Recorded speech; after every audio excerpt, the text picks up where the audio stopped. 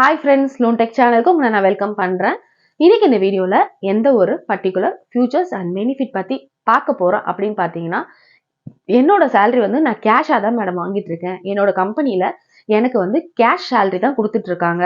அந்த ஒரு ரீசனால என்னால எந்த ஒரு பேங்க்லயுமே லோன் எடுக்க முடியல. எங்க போய் கேட்டாலுமே உங்க salary credit ஆகுற பேங்க் ஸ்டேட்மெண்ட் அப்லோட் பண்ணுங்க. உங்க salary credit ஆகுற பேங்க் ஸ்டேட்மெண்ட் லாஸ்ட் 3 மந்த் எனக்கு சென்ட் பண்ணுங்க. இந்த மாதிரி கேக்குறாங்க. என்கிட்ட என்னோட சேலரியா அக்கௌண்ட்ல கிரெடிட் ஆகல. அப்புறம் எப்படி மேடம் நான் கொடுப்பேன்? எனக்கு லோன் வாங்க முடியாதா? என்னால எப்படி லோன் எடுக்கிறது? இப்படி சேலரி கிரெடிட் ஆகல, கேஷா வாங்குறவங்க நிறைய கன்ஃபியூஷன்ல இருப்பீங்க. உங்களுக்கான வீடியோ தான் இந்த வீடியோ.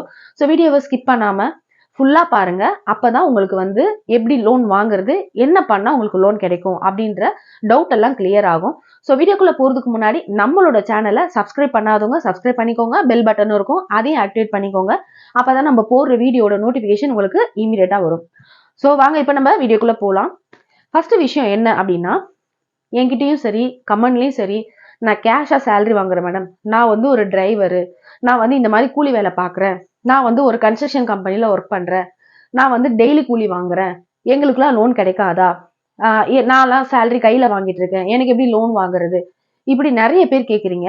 ஸோ உங்களுக்கு எல்லாருக்குமே சொல்ற ஒரே விஷயம் என்னன்னா, ஃபர்ஸ்ட் கேஷா வாங்குறவங்களுக்கு ஏன் பேங்க்ல லோன் தர மாட்டாங்க அதை ஃபர்ஸ்ட் சொல்லிடுறேன்.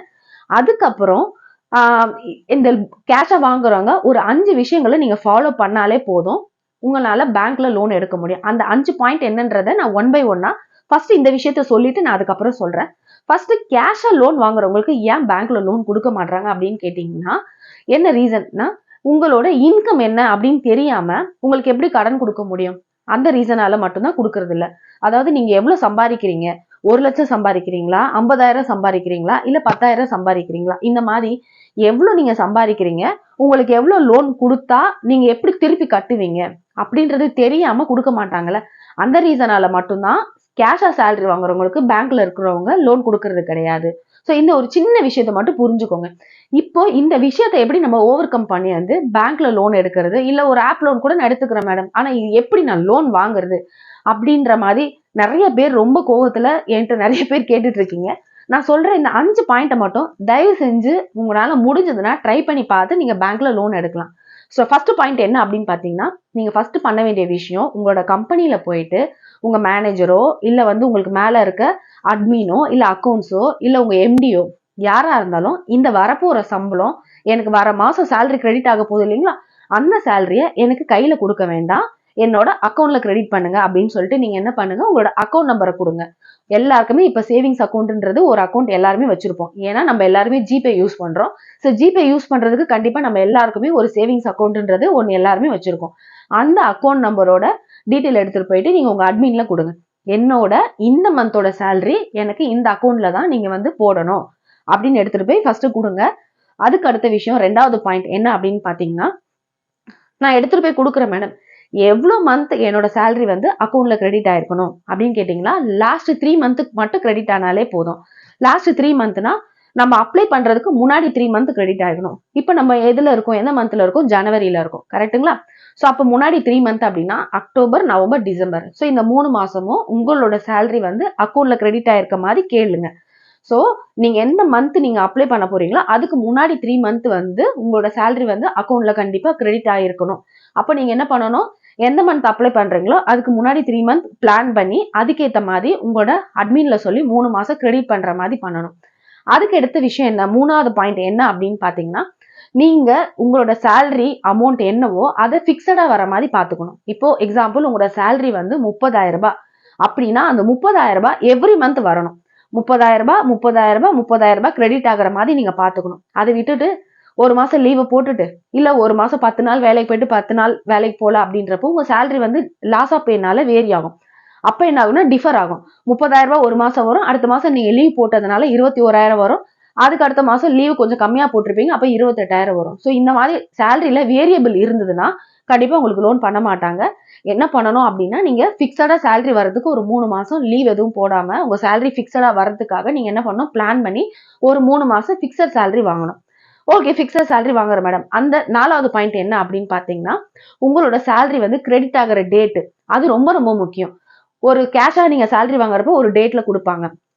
ஒரு 7ஆம் தேதி கொடுக்குறாங்க அப்படின்னா இந்த 3 மாசமும் 7ஆம் தேதி 7ஆம் தேதி 7ஆம் தேதி அப்படி கிரெடிட் ஆயிருக்கணும். ஒரு மாசம் 7ஆம் தேதி, ஒரு மாசம் 18ஆம் தேதி, ஒரு மாசம் 20ஆம் தேதி இப்படி கிரெடிட் ஆயிருக்க கூடாது. 3 மாசமும் 7ஆம் தேதி உங்களோட சேலரி 30,000 கிரெடிட் ஆகிற மாதிரி நீங்க உங்க அட்மின்ல சொல்லி கிரெடிட் பண்ண சொல்லணும். இந்த 5வது பாயிண்ட் தான் ரொம்ப ரொம்ப முக்கியமான பாயிண்ட். அது என்னன்னு பாத்தீங்க அப்படின்னா, நீங்க ஒர்க் பண்ற கம்பெனி கண்டிப்பா ஒரு ப்ரொப்ரைட்டர்ஷிப் கம்பெனியாவோ இல்ல ஒரு பார்ட்னர்ஷிப் கம்பெனியாவோ இல்ல ஒரு சின்ன கம்பெனியா இருந்தாலுமே கூட ஒரு 10ல இருந்து 15 பேர் ஒர்க் பண்றாங்க அப்படின்னா அந்த கம்பெனிக்குன்னு ஒரு நேம் இருக்கும். அந்த கம்பெனியை பேஸ் பண்ணி ஒரு ஓனர் இருப்பாரு, ஒரு எம்டி இருப்பாரு, இல்ல ஒரு ப்ரொப்ரைட்டர் இருப்பாரு, இல்ல ஒரு பார்ட்னர் இருப்பாரு. கண்டிப்பா அவங்க நேம்லயோ இல்ல அந்த கம்பெனியோட நேம்லயோ ஒரு கரண்ட் அக்கௌண்ட் ஒன்னு ஓபன் பண்ணியிருந்திருப்பாங்க. அந்த கரண்ட் அக்கௌண்ட்ல இருந்து தான் எல்லா டிரான்சாக்ஷனும் பண்ணுவாங்க. சோ அப்ப நீங்க என்ன பண்ணணும்னா அந்த கரண்ட் அக்கௌண்ட்ல இருந்து ஆஸ் அ எம்ப்ளாயா உங்களுக்கு வந்து சேலரி கிரெடிட் ஆகிற மாதிரி கேட்கணும் நீங்க. அவங்களோட இண்டிவிஜுவல் அக்கௌண்ட்ல இருந்து ஒரு சேவிங்ஸ் அக்கௌண்ட்ல இருந்து உங்களோட சேவிங்ஸ் அக்கௌண்ட்டுக்கு மாசம் மாசம் நான் சொன்ன மாதிரி 3 மாசம் சேலரி வந்து போட்டீங்கன்னா லோன் பண்ண மாட்டாங்க. உங்க கம்பெனியோட கரண்ட் அக்கௌண்ட்ல இருந்து நீங்க உங்களுக்கு சேலரி போட சொல்லணும். உங்க எம்டி கிட்ட போயோ இல்ல உங்க ஹெச்ஆர் கிட்ட போயோ இல்ல உங்க அக்கௌண்ட் ஆபீசர் கிட்ட போயோ இல்ல உங்க அட்மின் உங்க மேனேஜர் யாரா வேணா இருக்கட்டும் அவங்க யார்கிட்டனா போயிட்டு உங்களோட சேலரி வந்து சார் எனக்கு வந்து இந்த மாதிரி லோன் தேவைப்படுது, எனக்கு இந்த 3 மாசம் மட்டும் இந்த ஒரு ஹெல்ப் பண்ணுங்க, எனக்கு 3 மாசம் என்ன பண்ணுங்க உங்களோட கரண்ட் அக்கௌண்ட் கம்பெனியோட நம்ம கம்பெனியோட கரண்ட் அக்கௌண்ட்ல இருந்து 3 மாசம் எனக்கு சேலரி போடுங்க. அதே மாதிரி சேலரி போடுறப்போ அவங்க என்ன பண்ணணும்னா நெஃப்ட் பண்ணணும். அதையும் சொல்லிடுங்க. சார் எனக்கு வந்து நெஃப்ட் பண்ணி சேலரி போடுங்க அப்படின்னு சொல்லுங்க. ஐஎம்பிஎஸ் பண்ணக்கூடாது. பிளஸ் வந்து பாத்தீங்கன்னா உங்களுக்கு ஜிபே பண்ணக்கூடாது. அதே மாதிரி fund transfer normal fund transfer NEFT பண்ற மாதிரி பண்ணிருக்கணும். உங்களோட கரண்ட் அக்கௌண்ட்ல இருந்து உங்களோட இண்டிவிஜுவல் சேவிங் அதாவது உங்க கம்பெனியோட கரண்ட் அக்கௌண்ட்ல இருந்து உங்களோட இண்டிவிஜுவல் சேவிங்ஸ் அக்கௌண்ட்டுக்கு 3 மாசமும் சேலரி வந்து கிரெடிட் ஆயிருக்கணும். ஸோ இந்த கிரெடிட் ஆகிற சேலரி என்ன பண்ணக்கூடாது, உடனே ஃபுல்லா ஸ்வைப் பண்ணி எடுத்துடக்கூடாது. ஒரு 10ஆம் தேதி 20ஆம் தேதி வரைக்கும் என்ன பண்ணணும், பேலன்ஸ் மெயின்டைன் பண்ணி ஒரு 3 மந்த் உங்க பேங்க் டிரான்சாக்ஷனை கொஞ்சம் நல்லா காமிக்கணும். இந்த விஷயங்களை நீங்க ஃபாலோ பண்ணிட்டு கண்டிப்பா உங்களால பேங்க்ல லோன் எடுக்க முடியும். ஸோ இந்த விஷயங்களை உங்களால பண்ண முடிஞ்சதுன்னா கண்டிப்பா ட்ரை பண்ணி நீங்க கண்டிப்பா ஒரு ஆப்ல எடுக்கலாம், இல்ல வந்து ஒரு பேங்க்ல அப்ரோச் பண்ணி எடுக்கலாம். நீங்க எங்க வேணாலும் ட்ரை பண்ணலாம். பட் இந்த விஷயங்களை எதையுமே ட்ரை பண்ணாம வெளியில இன்ட்ரெஸ்ட்டுக்கு வாங்கி தயவு செஞ்சு கஷ்டப்படாதீங்க. இதை ட்ரை பண்ணி பாருங்க. நீங்க ஒர்க் பண்ற கம்பெனி உங்களோட ஓனர் உங்களோட மேனேஜர்ன்றப்போ இந்த ஒரு ஹெல்ப் கேட்டீங்கன்னா கண்டிப்பா தாராளமா அவங்க பண்ணுவாங்க. அதனால கேட்டு இந்த விஷயங்களை பண்ணி இன்ட்ரெஸ்ட் கம்மியா ஒரு பேங்க்ல லோன் எடுத்து சேஃப்டியா கொஞ்சம் சம்பாதிக்கிற காசை சேவ் பண்ணி நீங்க வாழ கத்துக்கோங்க. ஸோ இது பத்தி வேற எதனா டவுட் இருக்கு அப்படின்னா டிஸ்கிரிப்ஷன்ல இருக்க வாட்ஸ்அப் லிங்க்ல நீங்க ஜாயின் பண்ணிக்கோங்க.